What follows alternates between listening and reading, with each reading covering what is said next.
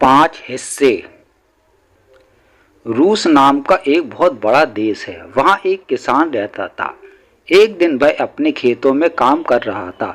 तभी उसने देखा कि उसके राज के महाराज उसके खेत में आए। महाराज खड़े होकर देखने लगे कि वह कैसे जमीन में हल चला रहा है। फिर उन्होंने पूछा, इतनी मेहनत के बाद महीने भर में कितना कमा लेते हो? 80 रूबल महाराज, किसान ने आदर के साथ उत्तर दिया। और इन 80 रूबल को खर्च कैसे करते हो?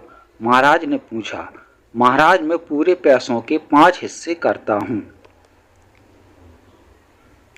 पहला हिस्सा राज के कर चुकाने में जाता है, दूसरे हिस्से में अपना कर्ज चुकाता हूँ, तीसरा हिस्सा मैं उधार देता हूँ, चौथे हिस्से से घर का खर्च चलाता हूँ और 5वां हिस्सा मैं दान में दे देता हूँ।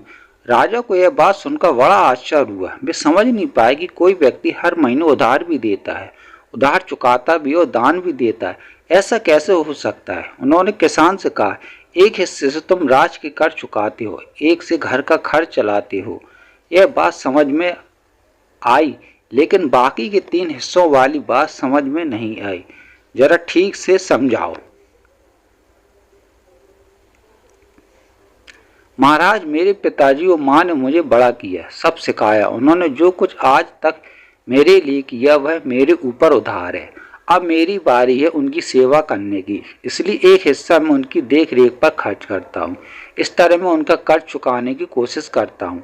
अब उधार देने वाली बात, मेरा एक बेटा है। आज मैं उसके खाने पीने की, पढ़ाई की और बाकी सारी ज़रूरतें पूरी करता हूँ। इस तरह मैं उसे उधार दे रहा हूँ। कल को जब वह बड़ा होगा तो वह हमारी देखभाल करेगा, ठीक उसी तरह जैसे मैं अपने माता पिता की करता हूँ। और तब मैं समझूंगा कि मेरा उधार चुक गया।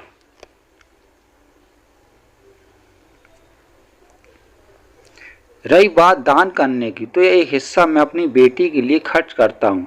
जब वह बड़ी हो जाएगी तब मैं उसका विवाह कर दूंगा। वह हमें छोड़कर दूसरे घर चली जाएगी। इस तरह जो कुछ भी मैं उसके लिए करूँगा दान समझकर ही करूँगा। पूरी बात समझने के बाद महाराज बड़े ही प्रसन्न हुए। उन्होंने मान लिया कि किसान बहुत ही चतुर और हाजिर जवाब है। उन्होंने किसान को अपना न्याय मंत्री नियुक्त कर लिया। अगर आपको स्टोरी पसंद आई हो तो चैनल को लाइक करिए, सब्सक्राइब करिए। Thank you.